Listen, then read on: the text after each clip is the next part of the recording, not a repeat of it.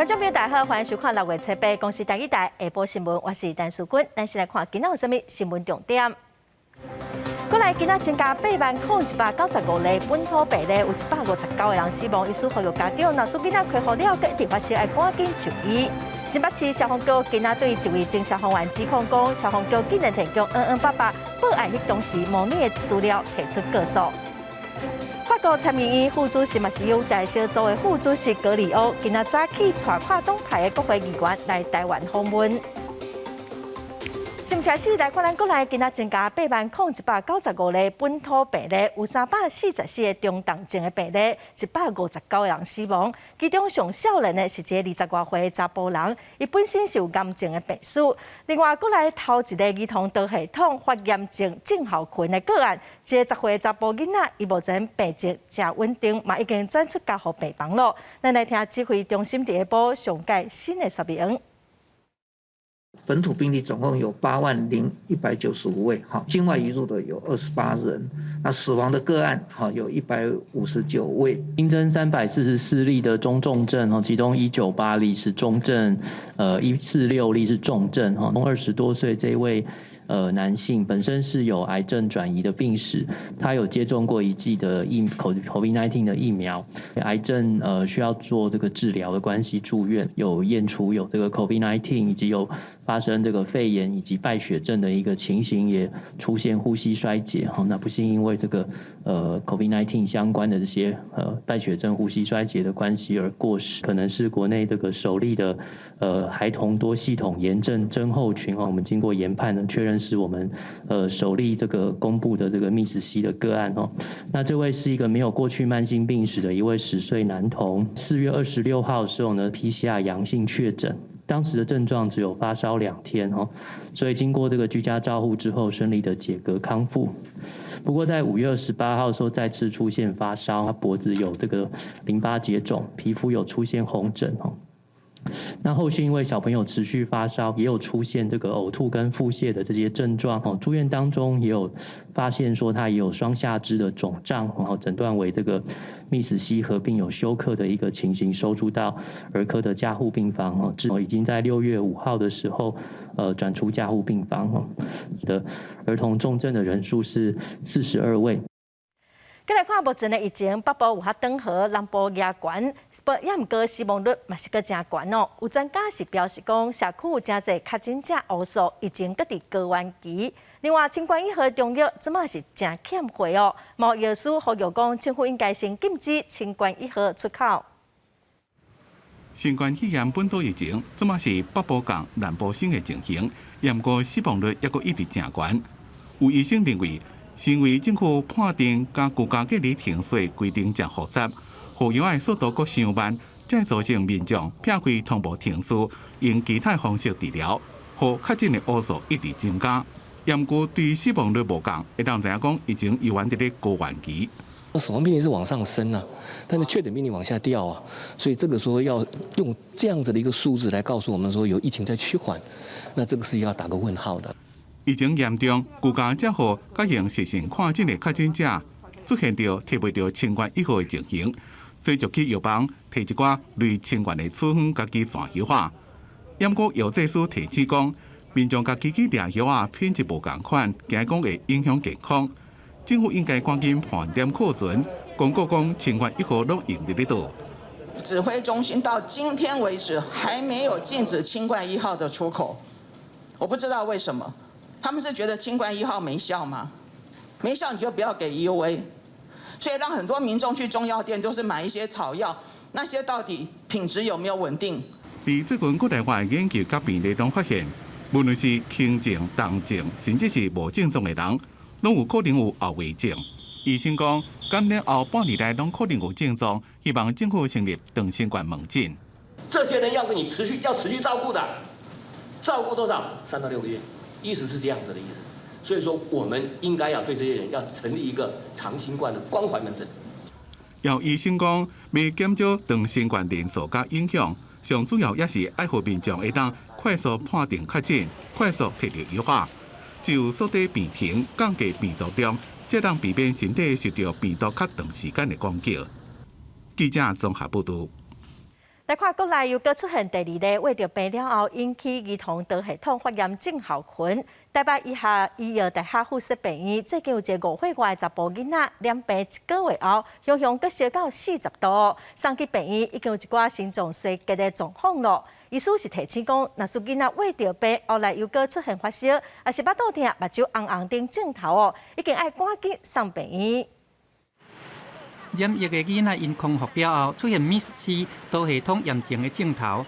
除了台大病院，台北医学大学附设病院嘛拄到一个亲像这款的病患，是一个5岁半的查甫囡仔，伊染疫了后第26天出现发烧到40度的高温、腹肚痛的症状。到院的时阵已经有小可心脏无力，眼睛会红，然后高烧，那吃退烧药没有什么效果。那最重要，它还会有腹痛，然后会拉肚子。进来以后，我们就马上给他想到这是一个多发性的发炎症候群，所以就有用这些心脏超音波和检验来确认。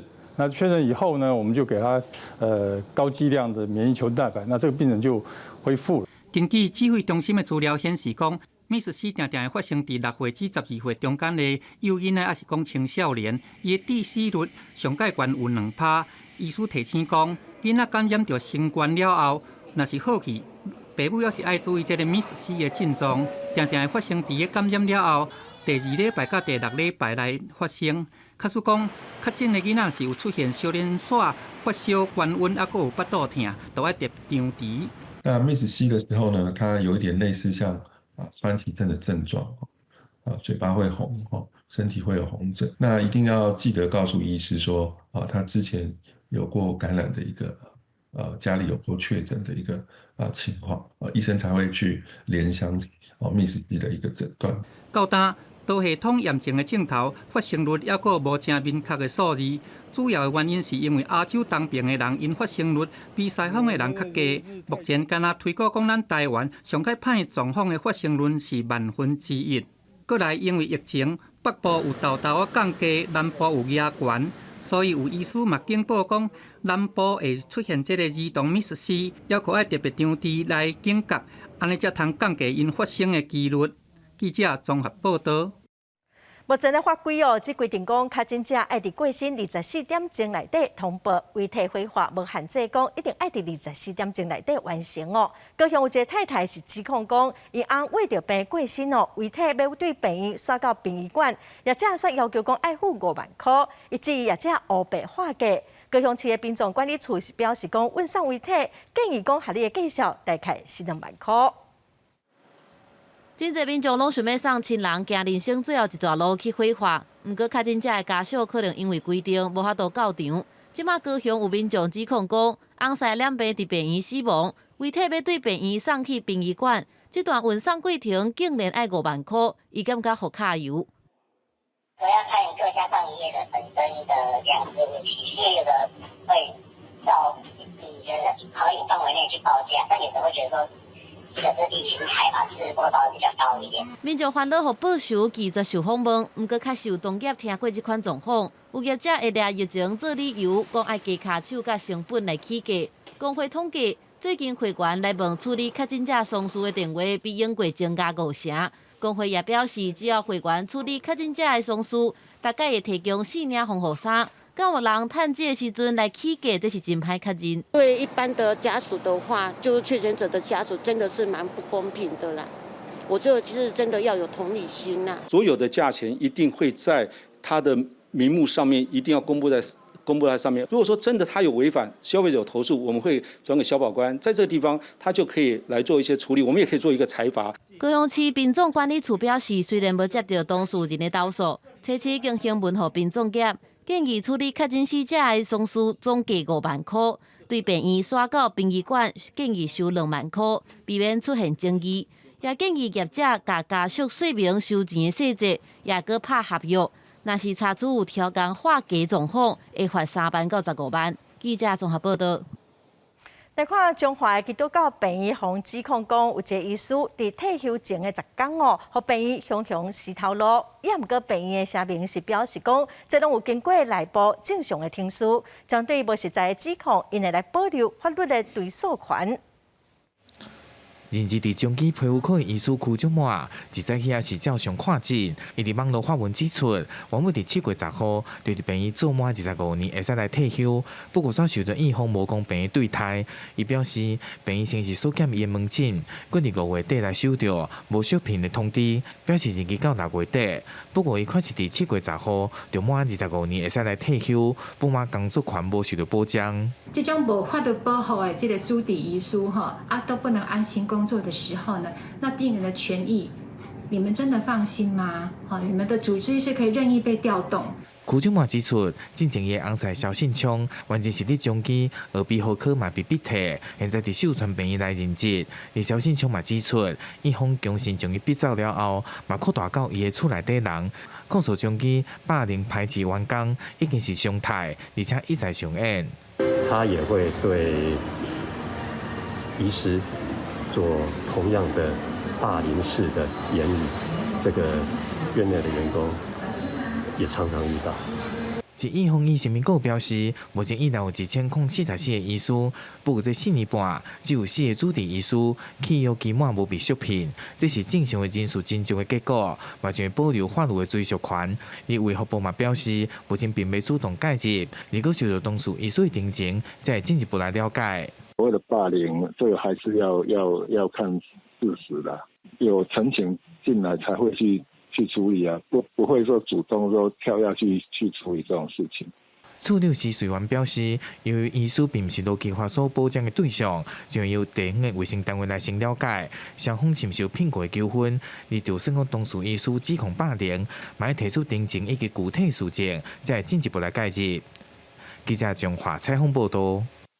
来看新北市中和2岁查甫囡仔恩染病过身，伊爸爸希望当摕到新北市政府报案的录音档。昨有一个县长的前消防员伫面册是逼讲，新北市消防局长官要求基层中恩报案的情况也毋过消防局是否认。今仔消防局嘛去地检署对这个前消防员提出告诉。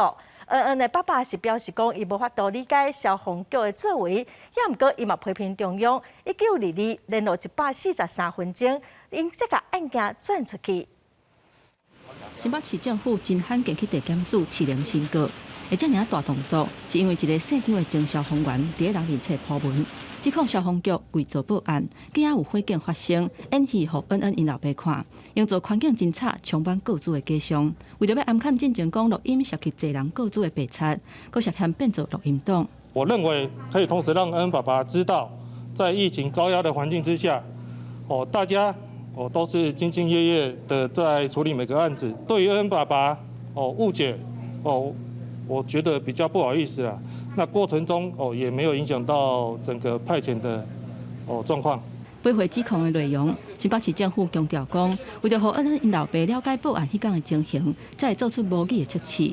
不过，行动时代副总调集人王美君是把目标指向新北市政府，叫校市长唔通阁会提责任。李主任一个人背了这个锅子，非常勇敢的李主任有承担。周友宜市长是不是也应该跟大家说一下，新北市政府真的了不起，你要不要负责？要不要再报一下金钟奖？可能会得大奖哦。王美君大声喷讲，规个事件是喊呱呱，互所有消防人员名声拢拍歹去，叫高层都要甲责任担起来。因那校友义是回应讲，会支持消防人员捍卫清白甲尊严。我支持出生入死的消防弟兄，捍卫他们的清白跟尊严。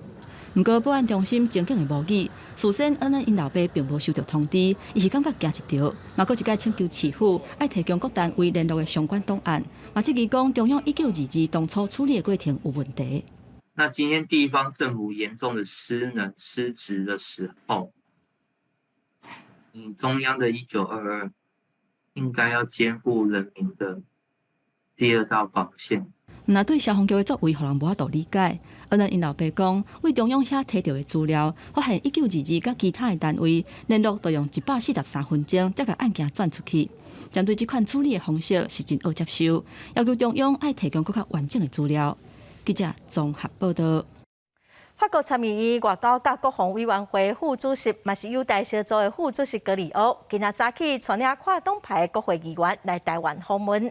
访问团今仔早起飞到桃园的国际机场，这个是法国参议院犹太小组的副主席格里欧带团，这嘛是法国国会这一冬来第3届组团来台湾访问。会甲总统蔡英文、行政院长苏贞昌、立法院长游锡堃、国安会秘书长顾立雄、佮外交部长吴钊燮来见面，交换意见。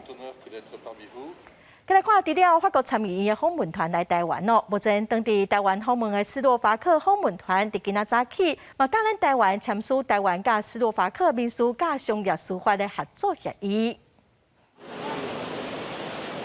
法国参议院外交及国防委员会副主席，也是犹太小组的副主席格里欧，吹背带跨党派议员访问台湾，这是法国国会今年来第3遍组团来访。总统府讲，这表示台法之间的关系正紧密友好。格里欧表示，希望让就此更加了解台湾，真正彼此之间的关系。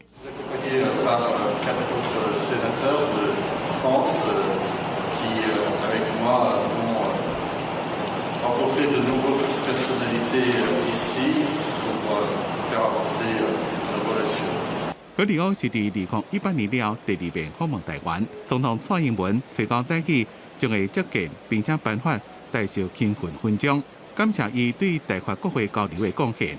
另外，外交部长吴钊燮也颁发木艺外交奖章，和正伫咧访问台湾的斯洛伐克国会犹太小组的主席欧舒斯基，表彰伊对台苏之间关系的贡献。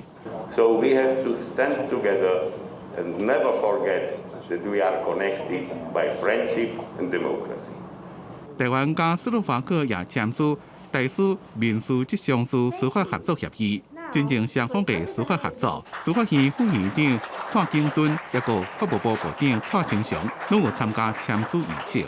记者综合报道。台积电今仔开股东会，董事长刘德英表示讲，台积电去年营收成长24.9%哦，今年的营收预计会当成长3成左右。今仔台积电的股票起价嘛带动台湾股市大盘起超过100点，8大类股嘛全面拢起价。由董事长刘德英亲身主持正义台港大公司台积电的股东商会，今年考虑均资的风险，佫一改用线顶直播，互股东来参与。疫情更加2年外，虽然伫短期内半导体欠缺的现象无法度随解决，无确定性也是存在。不过刘德英预估，2022年营收会成长3成。台积公司在全体同仁的努力之下，近年来各方面都有长足的进步。我们去年公司的营收成长了24.9%，今年我们也预期成长大约30% 左右。台积电加强扩厂部署，大幅度投资，大部分半导体制造扩厂也是会留伫台湾，不过嘛延伸到美国、日本也有中国。针对美国总统拜登拜访日本甲韩国，而且参访半导体工厂，刘德英表示，未来嘛会有无共形式的合作。针对股东问到讲，台积电即卖股价敢是无符合实际上的期待？刘德英回应讲，今年确实是落袂少，为688块落到505块，希望股东会当看长期的发展。最近的股价跌，并不只是台积电，其实是 high tech 高科技业都跌，大概跌了超过20% 哦，台积还算少的。7月是超级股东会日，除了台积电以外，同一个时间召开的也有大立光、国基，也有华硕等等股东上千亿持贷的公司，加起来持贷有甲16条2亿6千万。台积电股东会正做市场的焦点。透早开盘了后，上济起5块至540块，嘛看连股市的走势。台股早盘起差不多130点，挖16650点，盘中有甲16700点。台积电早盘嘛起10块至545块，了后就伫遐来来回回，因那8大类股差不多全部拢有起。记者综合报道。诈骗的方法是愈来愈多哦。最近有诈骗集团哦，假做是未过纸的农民，透过面册传信息，取得消费者信用卡的资料，2点钟内底哦，就投入对方的卡片8改哦，拢总是入19万。因为我问了发卡银行，他告诉我说，收单的商店是便利商店的线上购物，你到底要怎么买到19万？我真的是百思不得其解。这名王小姐伫农民的面册面顶留言讲啊，想要买山野，煞去互诈骗集团看到，假做是这农民啊，私下传信息给伊。王小姐煞信讲对方是真正的农民，煞来互对方信用卡资料。诈骗集团是把这资料摕去设定第三方支付，佮向王小姐偷这信用卡银行用手机啊信息传给伊的 OTP 收款动态密码。王小姐煞来把这密码交给对方，都伫2点钟内去投入柜改。那就在这个过程里面，你可能没有辨识出他的身份，所以给出了资料。我只有给出一次 OTP， 然后我被刷了8笔，总共19万。王小姐向立委来တင်錢，立委是發現銀行的 OTP 收款動態密碼並無來說明這錢是要付好向，所以是減少緊急的後果。你們有沒有要求第三方支付業者未來在跟銀行做確認的時候，銀行端給消費者的簡訊當中必須秀出我是某某行動支付？我們回去會協調銀行公會針對 OTP 格式那一塊，那個我們會去了解嘛。然後您剛剛講的那個，這是說，它這個 OTP 的目的到底是在做消費，還是在做綁定？這一塊我們也會回去了解。負責第三方支付業者管理的經濟部商業司嘛表示，會來加強第三方支付定型化契約的相關內容，來減少安尼狀況再度來發生。記者張志陽、陳立峰台北報道。今仔是世界海洋日，嘛是國家海洋日。早起有一寡環保團體佇行政院門口開記者會，因批評海洋基本法第108年公告了後，本地應該佇2冬內底就愛制定海洋空間規劃法規哦。也毋過海洋沙發到達，攏閣無消無息，因呼籲政府哦，毋通只會曉畫口號。在大雨當中，環保團體代表也着雨傘甲標語，呼籲行政院趕緊來制定海洋三法，包括海洋保育法、海域管理法，佮有海洋產業發展條例。口號治國。萬野新竹生態協會表示，海洋基本法早於108年11月公布施行，應該喺2年之內完成制定海洋三法，但到達有緣卡哩行政院，海洋保育的相關法律分散於野保法、漁業法等等法律，欠缺整合性的管理，造成海洋保育無法度明確來落實。我們看到是法海豚的數量越來越少，這就是欠缺的一個整合的法律所帶來的一個結果。綠色和平指出，台灣海洋保護區雖然公告8.17%，但實際上保護區全部無入格，因為這幾十年來掠到魚仔數量下降，產值減少279億。但因積極推動的海洋保育法，卻因為有關的等待行政院的版本無法度審查。行政院在怠惰，是海洋最大的殺手跟危機。隨後行政院參與出面接下တင်情，但對海洋三法的推動時間無回應。到底什麼時候可以送出行政院到立法院來審議？我們會緊速來處理。環團特別選在世界海洋日，嘛就是國家海洋日搬來台灣北海地的模型，還有大型的海廢糞掃箱來到行政院，呼籲政院向海致敬，唔通淪為口號，趕緊來訂定海洋三法，和保護海洋法制化。記者們王興中台北報道。國際新聞來看，美國總統拜登吹鬧以俄烏戰爭造成能源危機為理由發動緊急授權，未來2冬內來自東南亞各4個國家的太陽能零組件唔免去關稅，因為中國的太陽能板攏透過東南亞國家來生產地。美國商業部是個調查，雖然北京強調講會支持繼續調查。也毋過外界是認為講，為了要加緊美國太陽能產業發展哦，美國私底下應該算是已經接受中國的太陽能的零件咯。美國總統拜登吹到以俄烏戰爭可能造成以後能源短缺為理由，根據美國的1930年關稅法，授權柬埔寨、泰國、越南加馬來西亞4個國家的太陽能零組件免繳關稅2年。另外，拜登也引用國防生產法，利用貸款的優惠利息加補貼來加速美國本土太陽能板的生產，並且發展其他清潔能源的技術，來解決美國目前卡掉的太陽能產業。Altogether, these historic actions will cut costs for American families, strengthen our power grid, and tackle the climate crisis. And with a stronger clean energy arsenal, the United States can be an even stronger partner to our allies, especially in the face of Putin's war in Ukraine. 拄啊讲的4个国家的太阳能板，占美国太阳能板进口量的80%，因过其中有真侪进口的太阳能板背后拢有中国企业的股份，尤其大量的中资太阳能板透过东南亚国家伫咧水产地，闪骗美国扣高关税。美国商务部今年3月时阵对此扩大调查，而这项调查也造成美国太阳能厂商今年按算要安装的进度严重落后。严国北京强调，支持商务部继续调查中国水产地行为。后面东南亚4个国家关系甲调查并无冲突。事实上，2021年年底，拜登政府就下令停止对海外燃煤等碳密集能源的计划提供资金。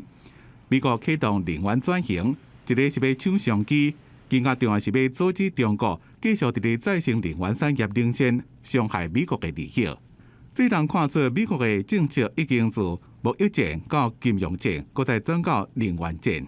台湾是全世界第2大太阳能生产国，台湾的太阳能业者本来期待美国查中国太阳能板水产地，大量的太阳能订单会当转到台商。不过，即马拜登政府政策大示范，所以伫咧短时间内应该是袂有转单的效应。公司新闻金婉庆编辑。再来看欧盟甲欧洲议会昨达成协议，2024年的秋天开始包括手机、平板电脑、阁有翕相机，加爱充电的电子产品充电线拢会统一来使用 Type-C。对苹果公司的产品来讲影响是真大。目前苹果公司是还未回应。未来欧盟的消费者伫咧甲手机啊、平板电脑，抑个所谓翕相机充电时阵，袂阁头疼，因为接头拢统一做 USB Type-C。European consumers were frustrated with multiple chargers piling up within their homes. Now they will be able to use a single charger for all portable electronics. These new rules will save more than 1,000 tons of electronic waste per year. Could you imagine? Just for one regulation, in addition to an annual reduction of almost 200 kilos of CO2, which is an equivalent of 10 million smartphones, and 2,600 tons of raw materials. 不过对苹果公司影响真大，为了欧洲的销售通路，因就要伫咧2024年进行做修改。All the category of products falling under this scope, including, yes, Apple iPhones. In 2 years' time, if Apple wants to market their products, sell their products within our internal market, they have to abide by our rules. iPhone 充电头的规格是 Lightning 充电线 ，Android 是用 USB-C 充电头。欧盟新规定了，以后要伫欧洲卖，拢总爱改。伫过去几10年来 ，iPhone 抑个 Android 手机啊用户嫌讲，若看品牌产品无法度商用使用，充电线拢爱换，唔那麻烦也浪费资源。布鲁塞尔当局就开始推动规格统一。苹果北讲立法规定统一充电规格是伫咧限制创新。公司新闻黄文玲编辑。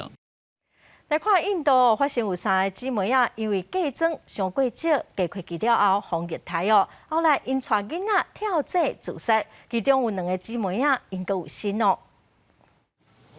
若要安尼，逐工生不如死的过日子，咱规矩坐飞机自杀。阮的红菜迄边是互阮行上绝路的原因。这是印度3个姊妹卡鲁、卡姆勒许一个马塔，伫失踪之前伫咧社群媒体顶头所写的。顶个月因伫咧斋普尔因红菜岛附近被人发现死伫咧古井内底，警方正伫咧调查，初步认为是自杀。बहुत खुश रहती तीनों करने पड़े बस भगवान जाने उनके साथ में क्या क्या करे वो तो कर रहे थे पेट से परेशान है उनको पर वो ऐसे कर रहे कोई दिन सुधरेंगे कोई दिन सुधरेंगे。卡鲁死去后生，抑个一个幼婴最近死亡。卡姆勒许甲马塔2个人是拢有心，这是一件5死7命的悲剧。3个姊妹是结合一个家庭的3个兄弟，因3个姊妹老爸讲，伊是做田的，收入无多，不过查某迄边歹互伊的查某囝继续受教育，一个嫌嫁妆价伤少，长期甲因虐待。不过其实伊已经有互因面床、电视甲冰箱，虽然知影查某囝互人虐待，不过也无叫因离开。बहाना लेके बहाना था उनका और दे दिया। आप देख लो मौका पे चल के वहाँ मिलेगा आपको, तो बार दे दिया। और मेरे 6 लड़कियां मैं कितना दे सकता हूँ, तो इससे ज्यादा खत्म मिल जाएगा तो फिर क्या करेंगे, फिर लोगों की नजरों से गिर जाएंगे। इसलिए मैं मर्यादा के हिसाब से यही रख ली।这赛红赛大家约一个小哥已经被逮捕，被指控假装塑料加液态配伍罪。印度伫咧60几年前就立法禁止讨假装，加假装有关系的塑料或者是勒索，拢是刑事犯罪。不过伫咧真侪所在，尤其是庄卡，也是定来讨假装。传统的观念认为，查某人会造成家庭的经济负担，所以娶新娘时阵拢会甲人讨假装。It's better to die once and for all. If this kind of feeling comes into you, I feel the Indian state has failed for those women. And as 根据印度官方的资料，2029年有要加7000件加假装有关系的杀人案，差不多是一天有19位女性受害，同一年有1700位女性因为假装的问题自杀。不过专家认为，这还阁敢若是有报案的，实际数字可能是加正多。公司新闻黄文玲编译。华人最近一个月连续发生5件超过15吨的大货车的死亡车祸哦，其中有3件拢无申请，就驶入去本地大货车未当行驶的道路。从顶个月20开始，花莲吉安乡和平路就发生一件连接车移弄安顶弄着桥的事故，造成一个人重伤，一个人死亡。数落去5月28、5月31、6月初6，又搁小连续发生真侪件沙石仔车、南洋公车、大车的车祸。6月初7，搁伫个玉里镇发生沙石仔车弄入去民家厝，驾驶当场死亡的代志。你洗身躯啦，嘿，迄足大声的无？哦，足大声，我随静静内裤随走出来，我就惊一个安尼直直出。无到一个月，小连续发生5件15吨以上大型车的死亡车祸，其中有3件是这车因无照指定的路线咧走，这大型车因违规出现伫个路下人济的车路，县警局的交通队嘛开始加强来稽查。本局1至4月共取缔大型车违规1606件，那有关未依规定申请路线部分有1303件，那有关大型车违规的部分，目前是我们警方执行的加强取缔重点。交通队强调，一直到今年6月，平均1个月有告发326件。警方呼吁大型车的驾驶，假使讲工程的需求，若是要行这禁止行的路段，要是爱甲公所，要是县府来申请路权。记者综合报道。来看南投县的南开科技大学，拍什么用关键的方式来退场，和国立暨南国际大学来接手哦。有将8位教职人员牵制学校乌上作业，损害到因的工作权哦。学校是表示讲，目前是搁讨论，明年会搁继续招生。教育部嘛强调讲，退场的机制哦，最后是还未做决定的。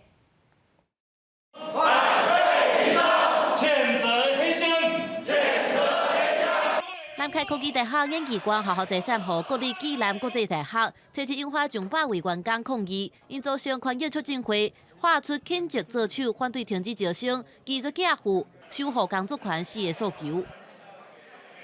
我们的财务状况都没有问题的状况下，那马上就要停招，那真的是措手不及，而且老师的生涯规划那些都是没有办法临时准备的哈。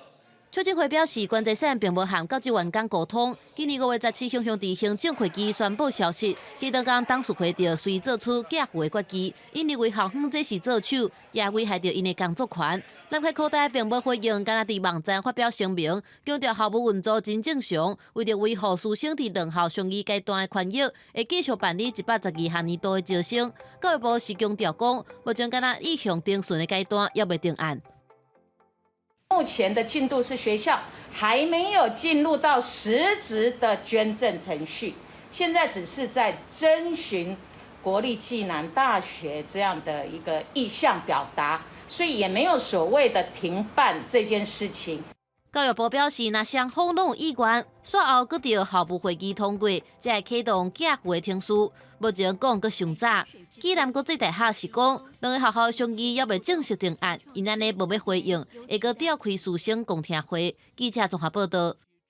因为方面的影响，雨水真侪哦。台南的南化水库伫今仔早起7点，水库水已经超过9成8咯，嘛启动今年头一届放水来调整水量。另外，十分水库佮乌山头水库，目前大概是半甜哦，佮有空间来减水。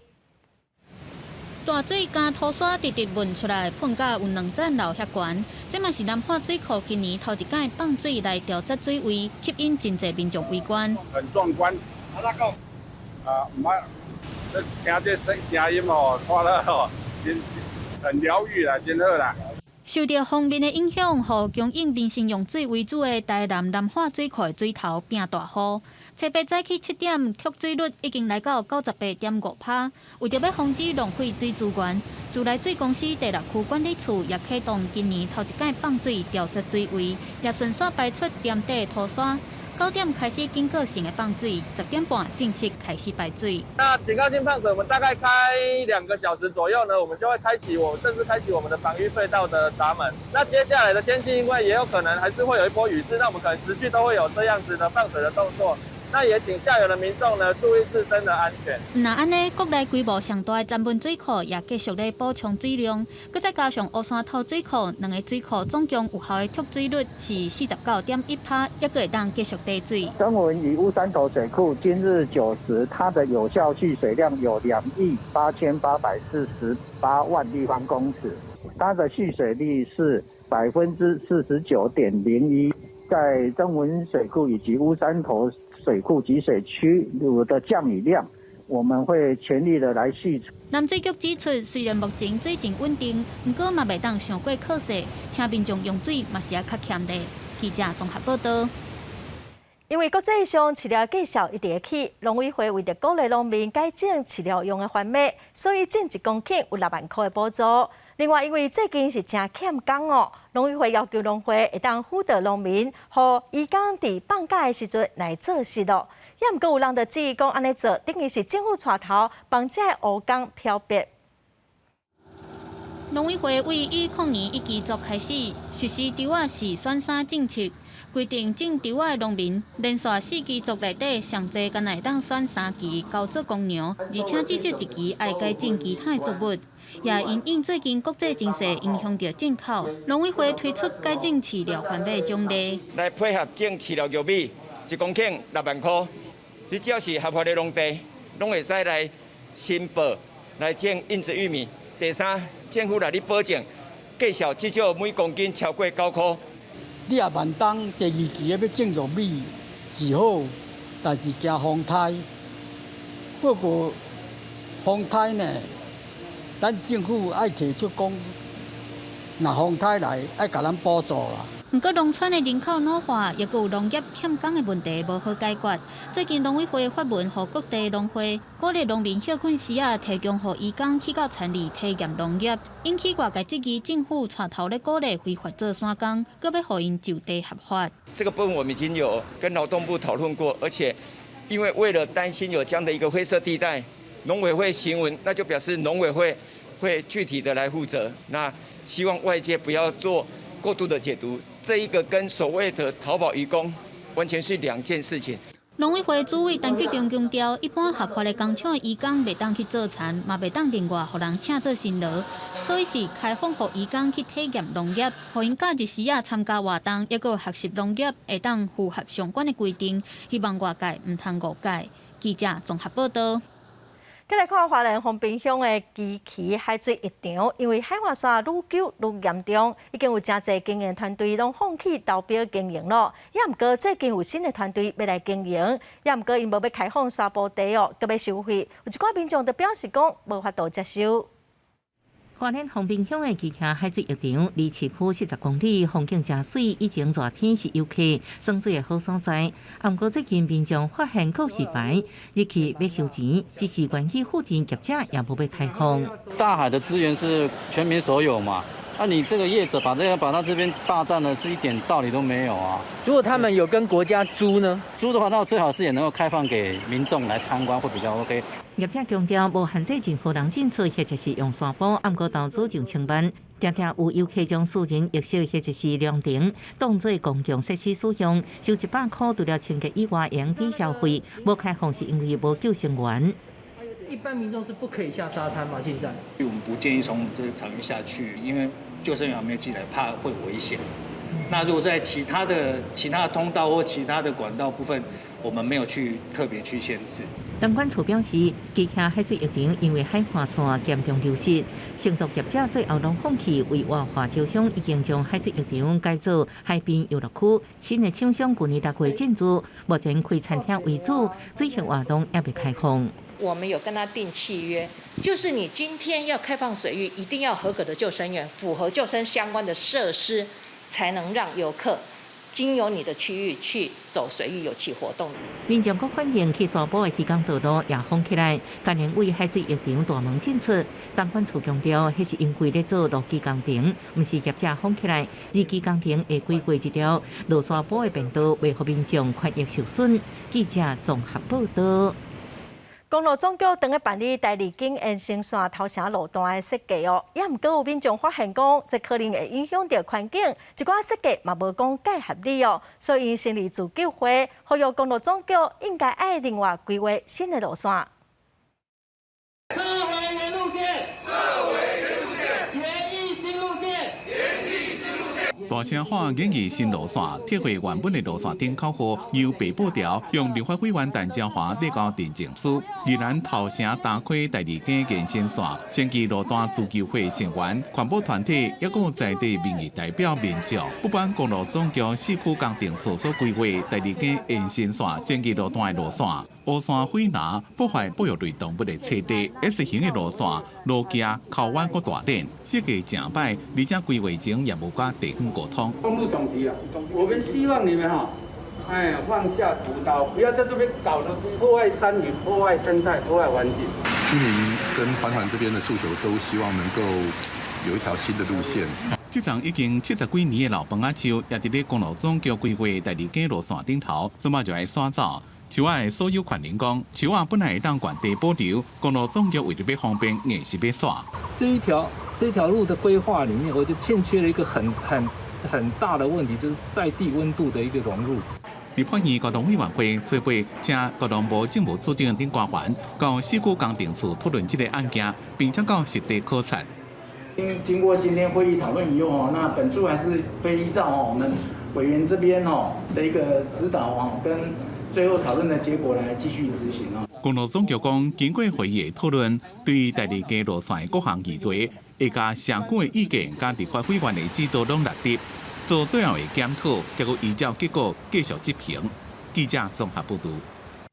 有血压记忆会变歹哦，虽然可能是正常的老化，也毋过嘛有可能是失智症。台南基比病院的医师就列出8种的镜头，教大家安怎来分辨老化甲失智的差别哦。若出现这款失智的镜头哦，就要赶紧去找医生。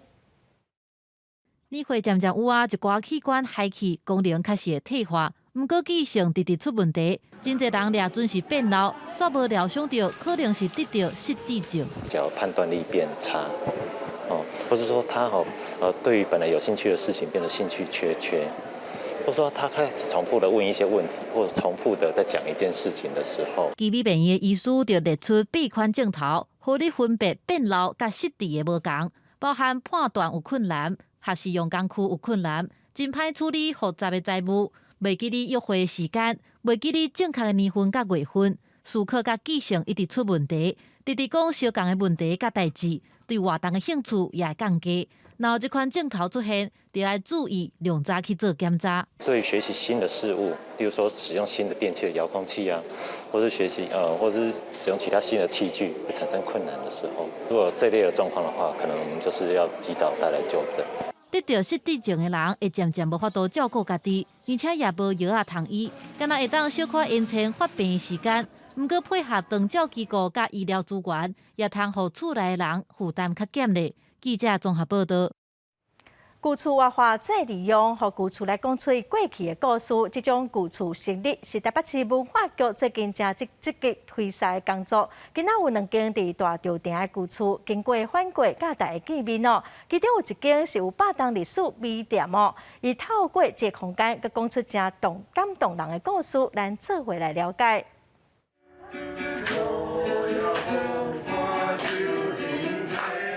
看到乐器的表演是感觉真有古早味。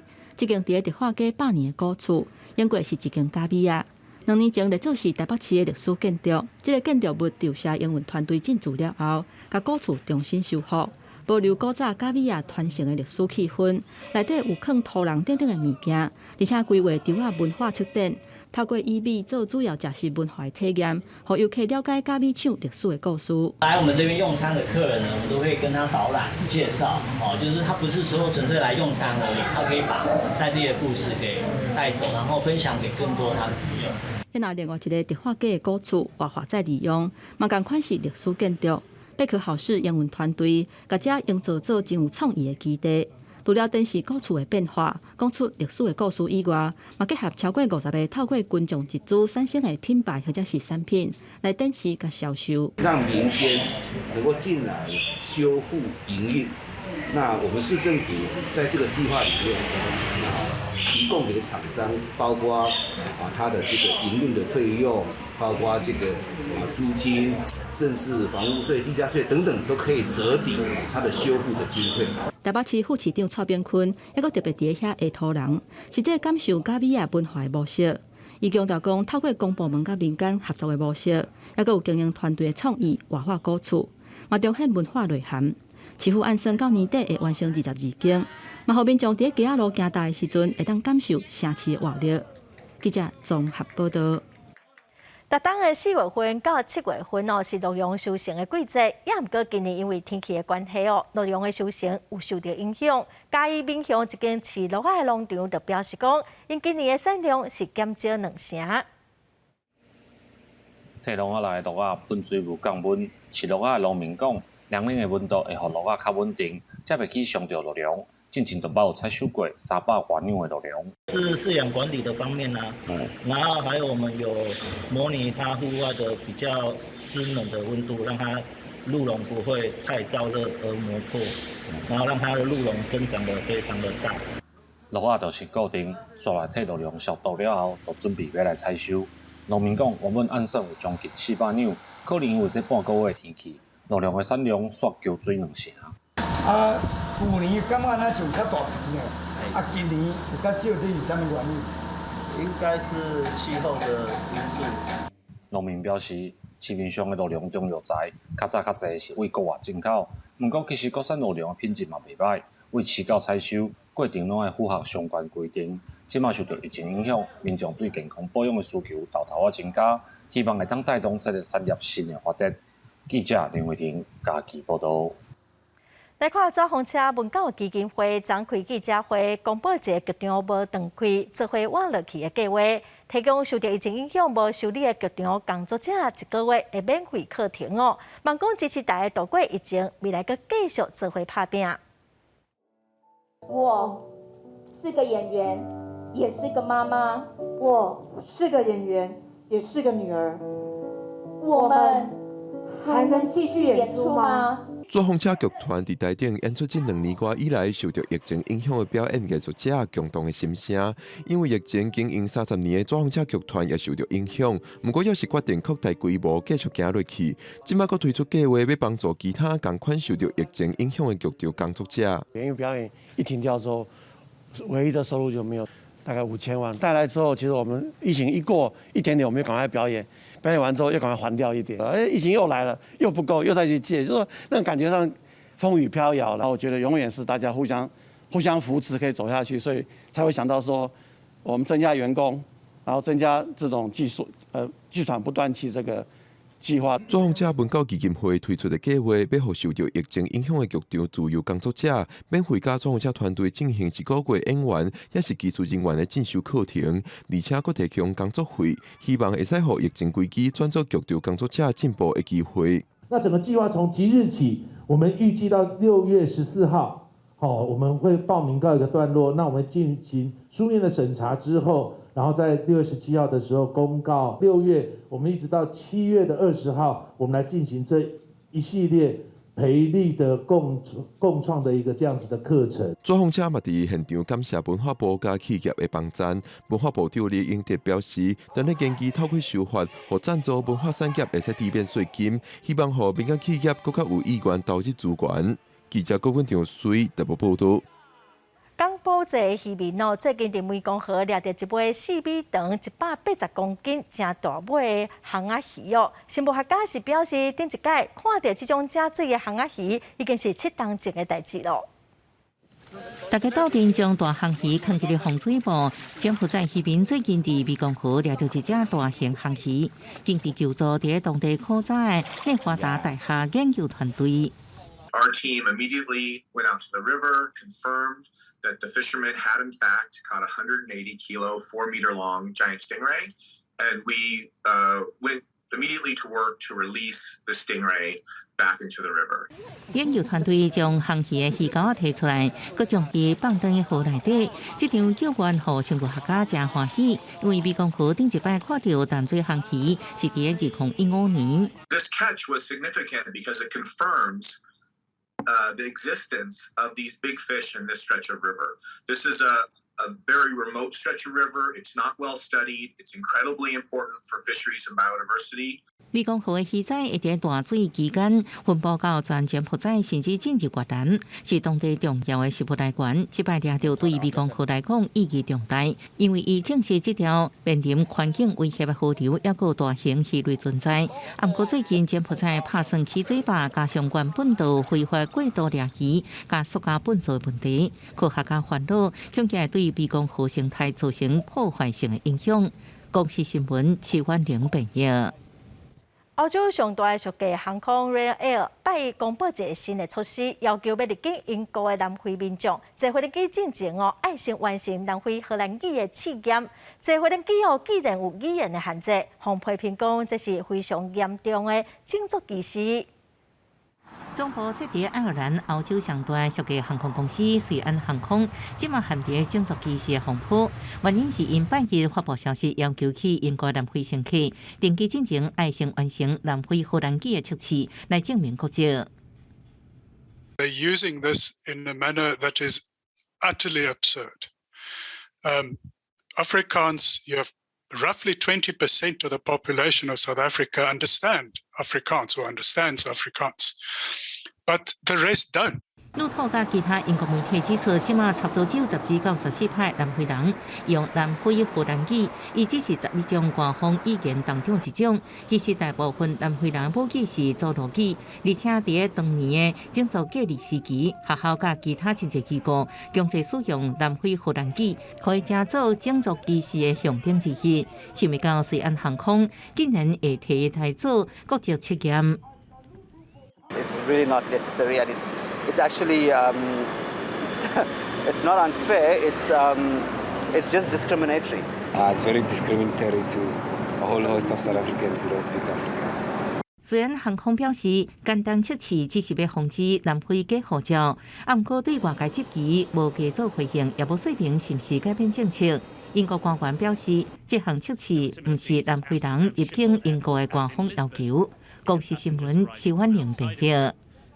下晡报的天气，咱来看各县市详细资料。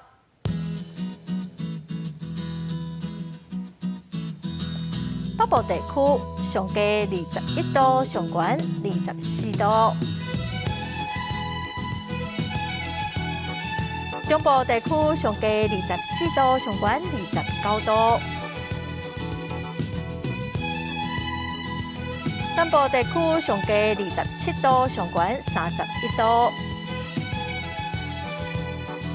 南部地区上低24度，上悬28度；外岛地区上低21度，上悬28度。感谢观众朋友收看《公视台语台下晡新闻》，我是陈淑君，明仔载下晡3点，咱再会。